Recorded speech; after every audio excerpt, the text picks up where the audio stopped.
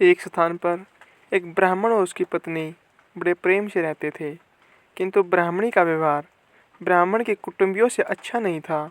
परिवार में कलह रहता था। प्रतिदिन के कलह से मुक्ति पाने के लिए ब्राह्मण ने माँ बाप, भाई बहन का साथ छोड़कर पत्नी को लेकर दूर देश में जाकर अकेले घर बसाकर रहने का निश्चय किया। यात्रा लंबी थी। जंगल में पहुंचने पर ब्राह्मणी को बहुत प्यास लगी। ब्राह्मण पानी लेने गया। पानी दूर था, देर लग गई। पानी लेकर वापस आया तो ब्राह्मणी को मरी पाया। ब्राह्मण बहुत व्याकुल होकर भगवान से प्रार्थना करने लगा। उसी समय आकाशवाणी हुई कि ब्राह्मण, यदि तू अपने प्राणों का आधा भाग इसे देना स्वीकार करे तो ब्राह्मणी जीवित हो जाएगी। ब्राह्मण ने यह स्वीकार कर लिया। ब्राह्मणी फिर जीवित हो गई। दोनों ने यात्रा शुरू कर दी। वहाँ से बहुत दूर एक नगर था।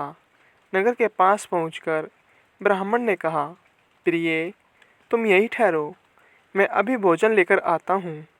ब्राह्मण के जाने के बाद ब्राह्मणी अकेली रह गई। उसी समय पास के कुएं पर एक लंगड़ा किंतु सुंदर जवान रहट चला रहा था। ब्राह्मणी उससे हंसकर बोली, वह भी हंसकर बोला। दोनों एक दूसरे को चाहने लगे।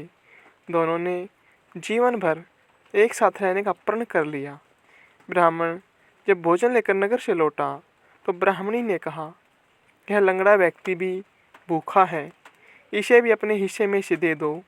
जब वहाँ से आगे प्रस्थान करने लगे तो ब्राह्मणी ने ब्राह्मण से अनुरोध किया कि इस लंगड़े व्यक्ति को भी साथ ले लो, रास्ता अच्छा कट जाएगा। तुम जब कहीं जाते हो तो मैं अकेली रह जाती हूँ, बात करने को भी कोई नहीं होता। इसके साथ रहने से कोई बात करने वाला तो रहेगा। ब्राह्मण ने कहा, हमें अपना भार उठाना ही कठिन हो रहा है, इस लंगड़े का भार कैसे उठाएंगे। ब्राह्मणी ने कहा, हम इसे पिटारी में रख लेंगे। ब्राह्मण को पत्नी की बात माननी पड़ी। कुछ दूर जाकर ब्राह्मणी और लंगड़े ने मिलकर ब्राह्मण को धोखे से कुएं में धकेल दिया। उसे मरा समझकर वे दोनों आगे बढ़े। नगर की सीमा पर राज्य कर वसूल करने की चौकी थी। राजपुरुषों ने ब्राह्मणी की पिटारी को जबरदस्ती उसके हाथ से छीनकर खोला तो उसमें वह लंगड़ा छिपा था। यह बात राज दरबार तक पहुंची। राजा के पूछने पर ब्राह्मणी ने कहा, यह मेरा पति है। अपने बंधु बांधवों से परेशान होकर हमने देश छोड़ दिया है। राजा ने उसे अपने देश में बसने की आज्ञा दे दी। कुछ दिन बाद किस साधु के हाथों कुएं से निकाले जाने के उपरांत ब्राह्मण भी उसी राज्य में पहुंच गया। ब्राह्मणी ने जब उसे वहां देखा तो राजा से कहा कि यह मेरे पति का पुराना वैरी है, इसे यहाँ से निकाल दिया जाए या मरवा दिया जाए। राजा ने उसके वध की आज्ञा दे दी।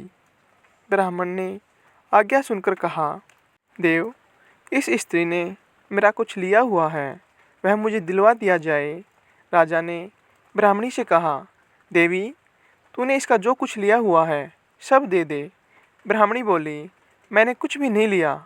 ब्राह्मण ने याद दिलाया कि तूने मेरे प्राणों का आधा भाग लिया हुआ है, सभी देवता इसके साक्षी हैं। ब्राह्मणी ने देवताओं के भय से वह भाग वापिस करने का वचन दे दिया, किंतु वचन देने के साथ ही वह मर गई। ब्राह्मण ने सारा वृतांत राजा को सुना दिया।